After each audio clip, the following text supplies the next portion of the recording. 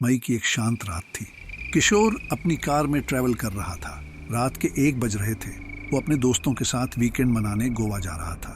दरअसल उसे शुक्रवार को छुट्टी नहीं मिली थी, इसलिए रात का खाना खाने के बाद करीब 8 बजे वो गोवा के लिए निकला। उसके दोस्त पहले ही वहां पहुंच चुके थे। रास्ते में उसे कभी कभार ही कोई गाड़ी दिखाई देती थी। शहर जैसी भागम भाग और भीड़ भाड़ यहाँ नहीं थी। ताज़ी हवा का मजा लेने के लिए उसने अपनी कार की खिड़कियां नीचे कर दी। ठंडी हवा उसके चेहरे पर लग रही थी। रास्ते में जब भी वो किसी छोटे शांत गांव से गुजरता, उनकी शांति और स्थिरता उसे और भी सुकून देती। ऐसे ही एक गांव ने उसका ध्यान खींचा, जहां एक बोर्ड पर चिंदर लिखा था। उसने अजीब नाम पर मुस्कुराते हुए गांव के अंदर एक छोटे से स्कूल पर नजर डाली। इस नज़ारे ने उसे गांव और शहर के जीवन के बीच के अंतर पर सोचने पर मजबूर कर दिया। अपने विचारों में खोया हुआ किशोर अब तक अपनी मंजिल का आधा रास्ता तय कर चुका था। घंटों गाड़ी चलाने के बाद किशोर थक गया था। सिगरेट पीने की आदत होने के कारण उसने सोचा कि खुद को तरोताजा करने के लिए ब्रेक लेना चाहिए। इतनी रात को उस छोटे से गांव में कोई दुकान खुली नहीं थी, पर किशोर के पास पहले से कुछ बची सिगरेट्स थीं। उसने गाड़ी सड़क के किनारे रोक दी, हेडलाइट बंद की और बाहर निकल आया। उसने देखा कि सड़क के दोनों ओर विशाल पेड़ थे, जिनकी विशाल शाखाएं अंधेरी रात में और भी गहरा अंधेरा कर रही थी। ये घने पेड़ शायद कई सदियों से यहाँ होंगे। किशोर इनमें से एक बरगद के पेड़ के नीचे खड़ा हुआ और अपने पैकेट से एक सिगरेट जलाकर एक लंबा कश लिया। सिगरेट पीते समय उसे हवा में एक अलग तरह की जलने की गंध आई, जो उसकी सिगरेट से अलग थी, जले हुए तेल या दिए जैसी। उसने इधर उधर देखा।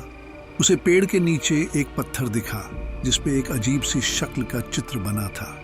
उसके चारों ओर मोमबत्तियां थीं, जो हाल ही में बुझी हुई लग रही थी, जिससे गंध का कारण स्पष्ट हो गया। उसके मन में बेचैनी होने लगी। उसने सोचा सिगरेट जल्दी खत्म करके आगे बढ़ना चाहिए, पर तभी उसने देखा कि उसकी सिगरेट कम नहीं हो रही थी। उसे अपने सर के ऊपर पत्तों की आवाज़ सुनाई दी। उसे लगा कहीं कोई चमगादड़, उल्लू या कोई और जंगली जानवर तो नहीं। उसने ऊपर देखा, पर अंधेरे में कुछ खास दिखाई नहीं दिया। उसका मन कह रहा था कि उसे जल्दी से वहां से चले जाना चाहिए, पर उत्सुकता ने उसे रोक लिया। उसने अपना फ़ोन निकाला, देखा नेटवर्क नहीं था। फ़ोन की टॉर्च जलाकर उसने पेड़ पर रोशनी डाली, और उसने जो देखा उससे उसकी रूह कांप उठी और दिल तेजी से धड़कने लगा। डाल पर एक आदमी जैसा कोई बैठा था, लेकिन उसमें कुछ अजीब सी बात थी। वह इंसान जैसा बिल्कुल नहीं लग रहा था। किशोर की नज़र उसके शरीर पर गई। उसने देखा कि उसके पेट में एक बड़ा सा छेद था, जिससे वो आर पार देख सकता था। उसके अंदर दहशत की लहर दौड़ उठी। उसने सिगरेट हाथ से फेंक दी और दौड़कर अपनी गाड़ी में घुस गया। इंजन स्टार्ट करके उसने तेजी से एक्सेलरेटर दबाया। वो उस डरावनी जगह से बच निकलने के लिए बेताब था। थोड़ी देर बाद किशोर ने राहत की सांस ली। उस डरावनी जगह से बिना किसी अनहोनी के निकलने पर वह खुद को खुशकिस्मत मान रहा था, पर उसकी ये खुशी ज्यादा देर टिकी नहीं। सुनसान सड़क पर गाड़ी चलाते हुए उसे दूर एक साइन बोर्ड दिखाई दिया। पास जाकर देखा तो उसके होश उड़ गए। ये वही चंद्रगांव का बोर्ड था जिससे वह पहले गुजरा था। सामने वही स्कूल भी दिखा जो उसने पहले देखा था। डर और हैरानी से उसके मन में हलचल मच गई। ये हो क्या रहा था? रास्ता तो एकदम सीधा था, कोई मोड़ नहीं था। उसे रुकने से डर लग रहा था, तो वह गाड़ी चलाता रहा, पर इस बार पहले से ज्यादा सतर्क होकर। लेकिन कुछ ही देर बाद वह फिर से उसी साइन बोर्ड के पास उसी जगह पर आ गया। बेबसी और दहशत ने उसे जकड़ लिया। उसे एहसास हुआ कि वह जो कुछ अनुभव कर रहा था वह सामान्य से परे था। यह कोई अलौकिक शक्ति थी। इस बार किशोर उस साइन बोर्ड के पास रुक गया। उसने सोचा कि अब वो उसे पार नहीं करेगा। आगे जाने की बजाय उसने वापस जाने का फैसला किया। उसने गाड़ी रिवर्स गियर में डाली और धीरे धीरे पीछे ले जाने लगा।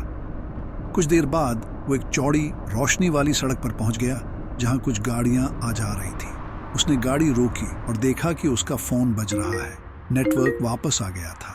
फोन पर मैप देखकर उसे हैरानी हुई।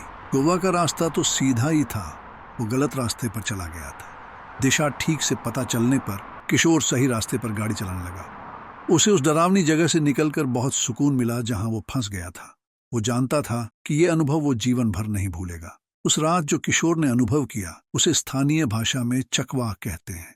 ये एक शरारती भूत है जो किसी को हानि या नुकसान नहीं पहुंचाती, पर यह भूत शक्ति अक्सर देर रात सफर करने वाले लोगों को भ्रमित करती है, उनका रास्ता भटका देती है। इस तरह की घटनाओं की कहानियां कोंकण में आम तौर पर सुनाई जाती हैं।